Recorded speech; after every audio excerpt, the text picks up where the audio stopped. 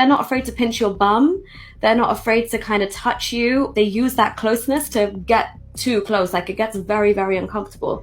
All around you, you're thinking, this is a holy city. This surely should be one of the safest spaces in the world. There's much. This is the uncomfortable reality of what happens to women at the Kaaba in Mecca during Tawaf in broad daylight. While millions circle the holiest site in Islam, many Muslim men turn the sacred ritual into an opportunity for groping, harassment, and outright assault. From deliberate robbing and sexual assaults to the shocking conditions inside, this video exposes what really goes on at the heart of Islam and the attitudes that travel with it. But let's start by addressing the elephant in the room. What do men really wear and smell like while circling the Kaaba?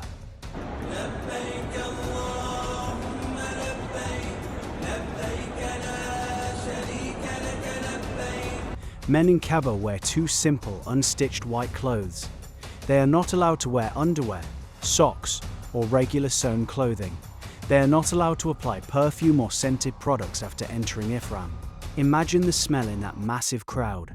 This crowded, intense environment creates perfect conditions for abuse. What is happening to women during the Tawaf ritual around the Kaaba?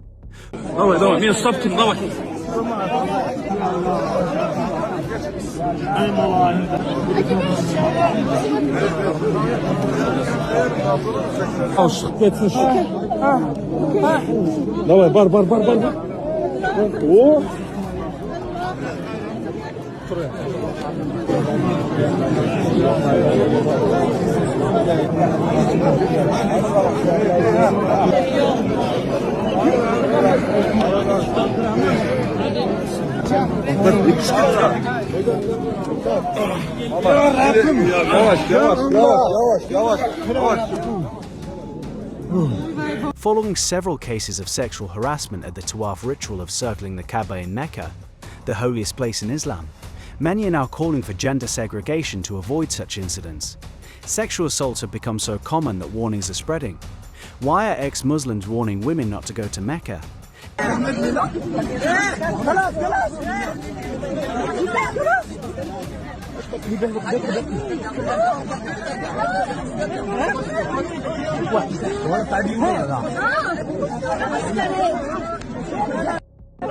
Sexual assaults are very common in Mecca. Mecca is full of sexual perverts who assault women and girls while trying to kiss the black stone in the Kaaba. The atmosphere turns even more chaotic and disturbing when you see what the Tawaf actually looks like up close.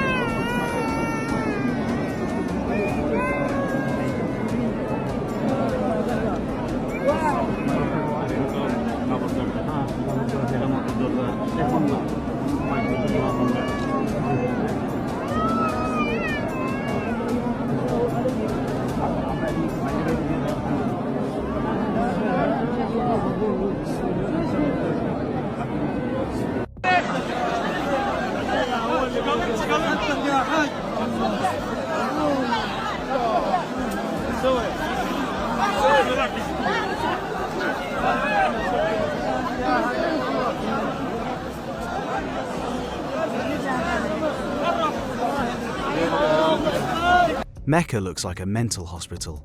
They turn 7 times around the Kaaba counterclockwise, and they kiss the black stone while rubbing into each other and groping women. Islam, what a religion. If you don't get an infection in this place, you're lucky. Even children suffer in the extreme crowds. Look at the shocking scenes involving small children occurring during Tawaf.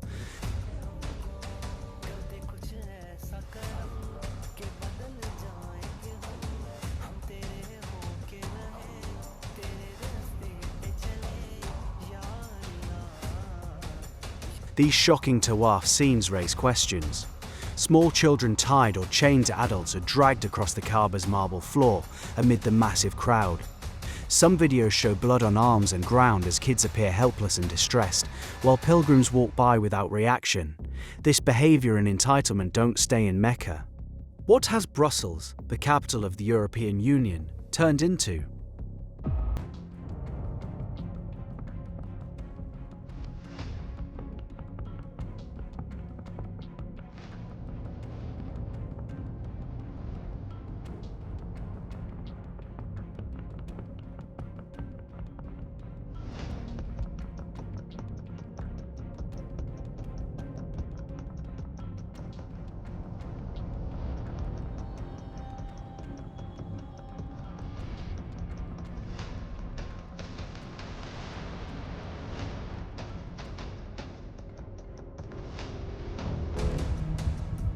Belgium.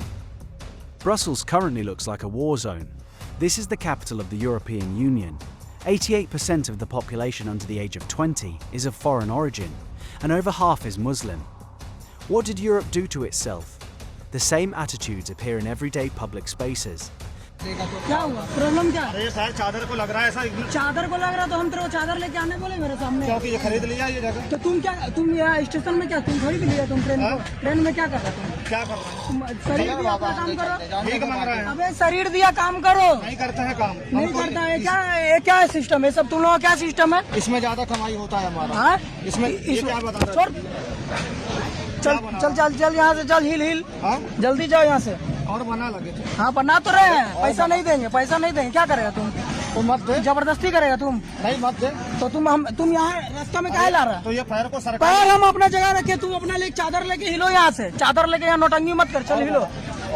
चादर लेके हिलो मत चल नौटंगी कर। और बना ले कितना बना? सीधे आराम से चल जा अच्छा रहेगा तेरे लिए समझा? नहीं कर ये पैर चादर। अबे ये पैर चादर को लग रहा तो चादर तुम काहे के लिए ला रहा बे भीड़ भाड़ में जब तेरा अल्लाह का है ना ये Two Muslim men were reportedly asking passengers for money in the name of Allah and allegedly pressuring them to donate during a train journey. चादर काहे के लिए तुम बीच में ला रहा? ये कपड़ा है हमारा। ये तेरा कपड़ा है? अरे ये हमारा कपड़ा है। ये तुम्हारा कपड़ा है कि भगवान का कपड़ा है? तुम लोग साले धर्म को नष्ट कर रहा है। ज्यादा वीडियो मत निकाल। तुम धर्म को नष्ट कर रहा है समझा? तुम खुद का धर्म को नष्ट कर रहा लात लगा के। अच्छा समझा? मैं लगा रहा हूँ तू लगाने ला काम कर रहा है। चल यहाँ से जा। तुम लोग जैसा नौटंकीबाज बहुत देखे हमने। बहुत देखा है। हाँ लगे तो और निकाल तो रहे लेना और निकाल रहे हैं। तुम लोग ऐसा नौटंकी है सब चादर लेके पैसा मांगने का नौटंकी। Europe is responding with restrictions. Should Muslim girls be forced to remove the hijab in Western schools? Take a look at this and tell me what you think in the comments section.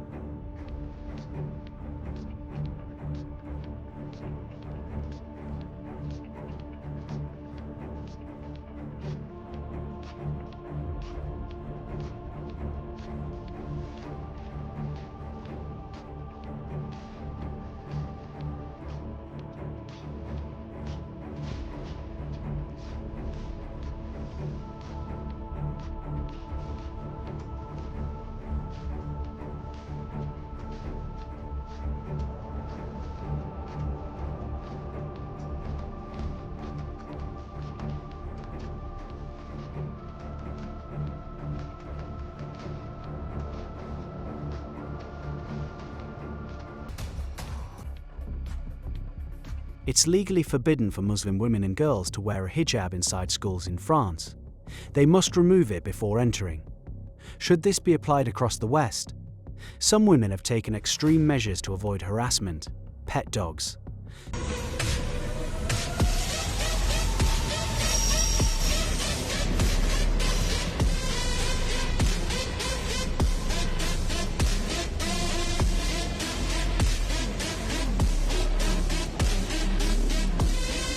Thankfully, this woman at a train station in Germany won't have to worry about being harassed by Muslim men anymore. It's sickening that it has come to this. Some Muslim families bring the same supremacist mindset to the West. Are your cameras on? Maybe. Maybe why? What's the camera for basically? Yeah. Sorry? What is the camera recording for? I just want to ask just a general question. Do I have to ask you a question? Or? No, yeah, I want the answer quickly. because you have to ask permission to record some specific stuff if someone's faces don't want to come involved. Well, your face is not here anyway. Yeah, but still, my siblings, my parents. Well, what do you think? What gives you the right to What do you mean what gives me the right to think I owe you an answer? Because you're recording for no reason, and that's literally illegal. Have you not seen that? Illegal? Yes, it's illegal to record without permission. You should know that by now. Do you want to call the police about that? No, Or? you should be ashamed of yourself. That's one thing. For what? For recording people for no reason. Who told you I'm recording people for no You're reason? saying it's recording, so it's still recording. How do you know it's recorded? You said. It came out your mouth. You said. Did you forget? Why are you being so rude? You forgot that it's. Is that your daughter? Yeah. This Muslim family in the UK say they are very angry and no one is allowed to record them, even in public places, because they don't want their identities revealed. What identity? The woman is literally wearing a burqa. Teach her how to speak to people. Excuse me. Yes. The way I speak is something I'm to do properly with me and my understanding. brother. The teacher is not teacher, but is that when you recording? Start is no. Who are you? Who are you? Why recording? Why are you I'm recording coming. anyone? This is not allowed. If you're going to record someone, you should Where? ask permission. In England? Without information is not allowed. Are you sure? Yeah, I'm sure. What if you're wrong? But that one is the wrong thing. So I can just take pictures of you without permission, is it? Yeah. If you like. No, it's not if you like. It's I mean, if you really like. Excuse me, we're not trying to say in a rude way. If you're trying to say we're not approaching in a rude way, Say that again? we're not approaching in a rude way. I think you are. Oh, we're sorry about that then. We're not. Maybe not you, but she's been very rude to me. Sorry about Let's my just say that sister. I'm very sorry the way I reacted to you. Right. But I just want you to understand some people are not agreeing with the fact that people are getting recorded. It'll be very respectful of you if you just switch it off or just don't turn outside. Is that a very nice way? Approachable? What if I say I don't really care, I do what I like? Vamos, Frida, do shisha. What gives you the right to come to me and tell me what to do? You're getting recorded for no reason. That is. What gives you that right? What gives you that right? You can say whatever you want all day, but what gives you the right to think I have to listen to you? Hey, listen, you need to speak to your daughter. Tell her not to approach people like that in the street. But that one isn't maybe a respect to you, but she's Christian for you, but that one, what is this? What does that have to do with her? I can do whatever I want. Listen, we're sorry for. This is the United Kingdom. Yeah, this is United Kingdom. Yeah, we're free. It's a free country. Yes, it's free. No, it's We can record what we like. I know it's free. Done. That's it. End of story. Yeah, but just be cautious of who you record. No, I can record what I like. Who are you? Who the heck are you? Whoa! Did you hear that, sir? Did you hear the language? Did you hear the language? Yeah, but I'm asking. Did you hear the? The worst abuses often remain hidden until exposed. Did you hear the language? Yes or no? Yes. That's nothing to do with So maybe you should tell her something. I'm asking. You should tell her something. I'm asking. I'm talking to she's no. You should talk to her about her language. Yeah, but that one is no good. Because I could do the exact same thing to her back. Okay, she's I'm very sorry. Done. No, what do you mean? You swear at me, then you say very sorry. Don't. You've got some bad attitude. Sorry, David. Oh, sorry you. No, not that. Bye.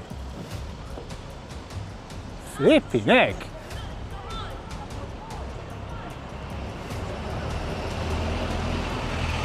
I know flipping Kabul, you know. What is this?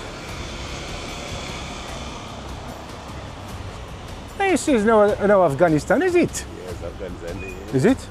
Oh shit. I better get up. What you're about to see is a brave ex-Muslim woman breaking the silence on one of the most disturbing open secrets in Islam. They're not afraid to pinch your bum.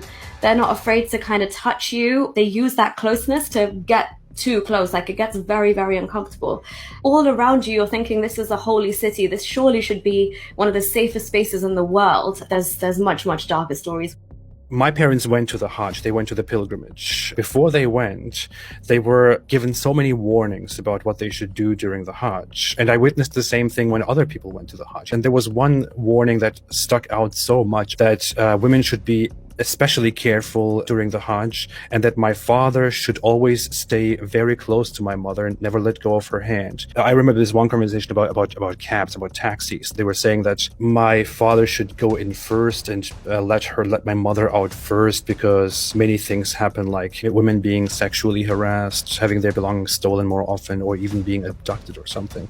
Is that something that you know of? Yeah, to be honest, it's... In this powerful testimony, the lady exposes the horrifying reality of what Muslim men do to women at the Kaaba.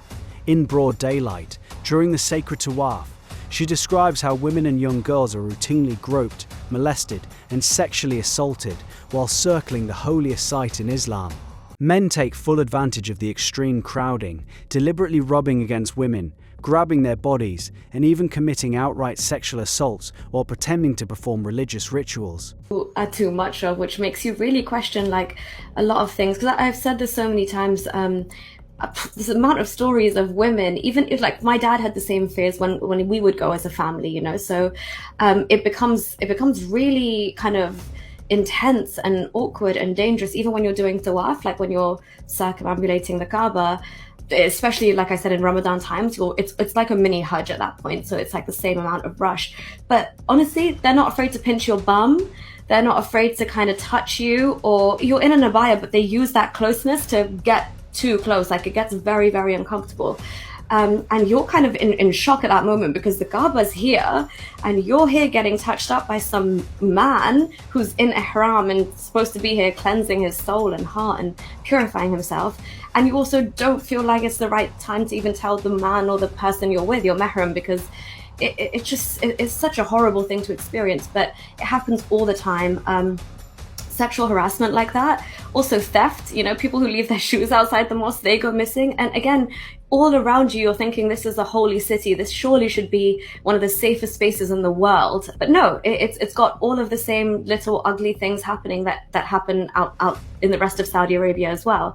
I know so many stories where women have come back from Umrah and Hajj and just had these horrible stories and they haven't even told their husbands or whoever they were with.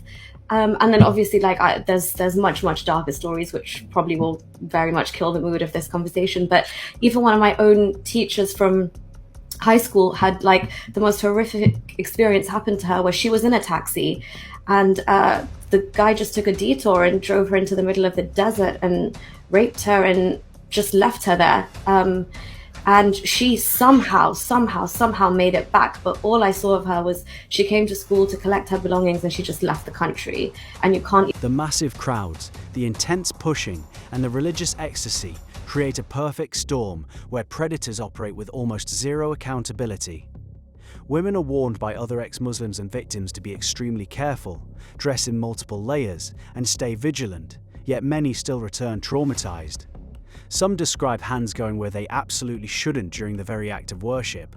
Like what would have happened, and the fact that she just silently left the country knowing there's no justice that she would ever get in Saudi Arabia, nobody would be held accountable, just speaks volumes.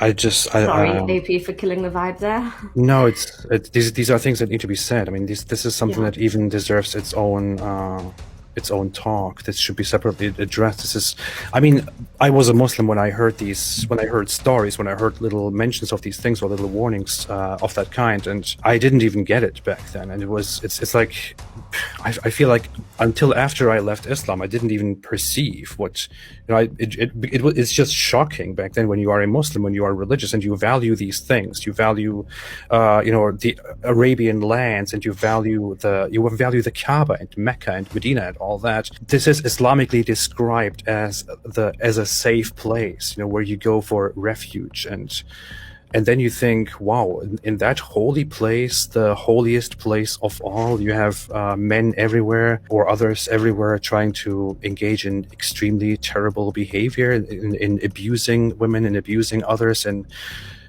in groping and rape and theft and all that. I didn't even get it back then, and only after I left Islam I thought, wait a minute, what the hell? Yeah, and unfortunately you internalize it and you think, okay, this is just a woman and this is maybe something I have to deal with, you know. And I never had the audacity to tell my dad, just out of like, I can't even bring that to my lips, like what would he think and say? But obviously now I think completely differently. But at that point you genuinely do think, okay, this is just something I have to deal with as a woman, but it's something I deal with alone. And because again of the context that's happening in, you're just doubly as shocked, right? Mm-hmm. You're like, I'm here as well on a pilgrimage. I'm here to get close to God, and this is like the antithesis of what I should be talking. Yeah. This isn't rare misconduct. It's a well-known pattern that has been happening for years at the Kaaba. The same men who claim the Kaaba is the purest place on earth treat it as a hunting ground for women and girls. The ex-Muslim woman makes it clear, if this is how Muslim men behave at their most holy site, in front of the Kaaba itself, imagine what they're capable of when they're not in Mecca. Yeah, as a woman, you really internalize these things. I think there are, you're actually probably people who have lived in Saudi Arabia, and the way we were taught, because if you go to an international school, up to a certain level, Islam isn't compulsory. Because of that, you have to, obviously my parents were adamant that we would all learn the Quran. We actually had a teacher come to the house. But again, the horror stories of what these men do when they come and teach kids at home is there's so many stories. Obviously, we'll get back to the point of this discussion, but yeah, all of these things definitely need to be discussed, and people, they need to come out in the open now. This is the uncomfortable reality millions of female pilgrims face every year in the holiest place for Muslims.